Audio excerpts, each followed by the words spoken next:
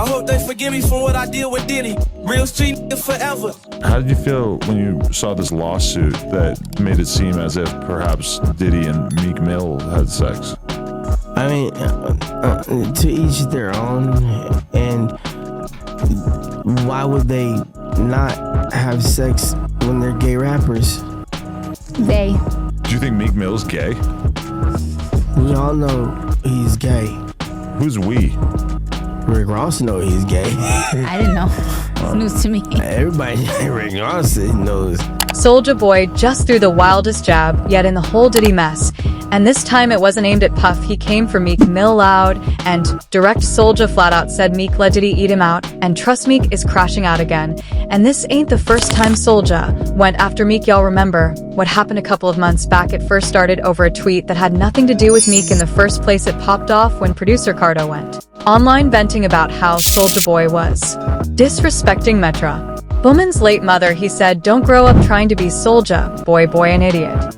Then, out of left field, Meek decided he needed to speak up. He hopped on Cardo's side, writing, "Soldier, if you say you're going to smoke somebody and they see you and actually smoke you, it's self-defense. Y'all losing touch with reality for some likes and cloud insane."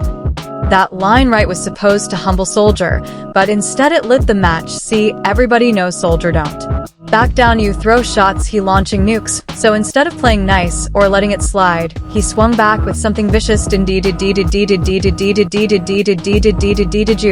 in the ass. He tweeted right at Meek. The timeline exploded, and just like that, people went digging again. Old clips, wild audio tweets, folks forgot about it all came flooding back. And now with Diddy's trial going and more nasty rumors getting confirmed in the courtroom, you best believe that Meek is panicking right now, and all his ops like Soulja Boy are clowning him now. In case you think it's all just street talk, it's not. That lawsuit from Lil Rod Jr. against Diddy kinda confirmed what people suspected all along. The documents said that Diddy was banging 2 male celebs. He did not name any names, but one of them was described as a Philly rapper who used to date Nicki Minaj. That narrows the list real fast. And when folks started asking questions, Meek did what Meek always does. He hit Twitter, but instead of calming anything down, he tweeted so much that people started saying he was doing too much, even claiming he needed to hire an investigative team just to figure out who was trying to link him to the Diddy case. Like, if it wasn't true, why are you talking this loud? Then one of Diddy's former bodyguards came out and shook the table. He said he had actual audio from one of Diddy's private parties, what people been calling the infamous freak-off nights. According to him, Diddy used to spike drinks so heavy that folks ain't even know what was happening half the time. A couple parties I seen and I knew that they were spiking drinks. My girl was at the New Year's party, right? I'm at the front door. I gotta make sure everybody got their passes and everything like that. So then, my girl and her girlfriend is in the party. So, they get bottles of champagne. You know what I'm saying? And I'm looking for them. After everybody comes, they close the door. So I'm going knocking in doors, looking at people. I'm looking for my kid's mother now. What the fuck, what's going on? And I'm getting hysterical.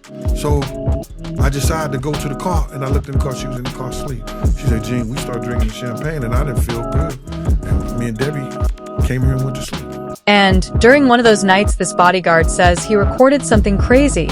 He claims you could hear all kinds of sounds, slapping, moaning, someone yelling, "Yeah, daddy." Straight madness. And here's the kicker. He said it was Diddy and Meek. He didn't suggest, he said it plain.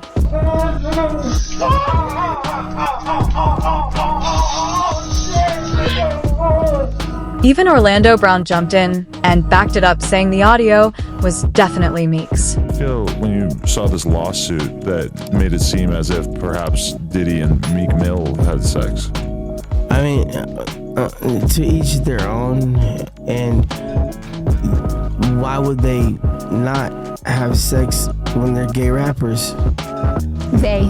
Do you think Meek Mill's gay? We all know he's gay. Who's we?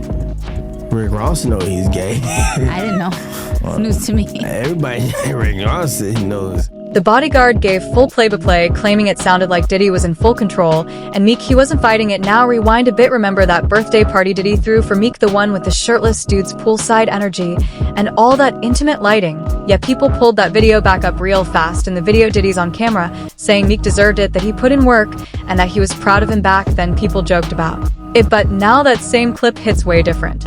Hey, what's up, King Son? Man, you doing it, man. You deserve it, Daddy. You putting in that work. Proud of you. I love you. Yeah. And now with the ongoing trial, prosecutors brought in tapes and photos reportedly featuring Diddy getting explicit with multiple famous men. Only a man knows what a man needs. 3 minutes later, after them telling me, hey, you got eyes on Will, we need him to come watch this. So I'm running all over the studio. He's not in his dressing room. I go to the cafeteria. I'm like, what? But I see his car there. I'm like, where's this guy at? So now I'm holding Dwayne down too, so I have the keys to his dressing room. So I'm like, yo, and they're calling I'm on walkie-talkie, and they're calling my cell phone. Yo, we need to get Will here. I'm like, yo, kind of down, like I'm trying to find this, like this is unlike him, right? So, all right, I open the door to Dwayne's dressing room, and that's when I see Dwayne and having anal sex with Will.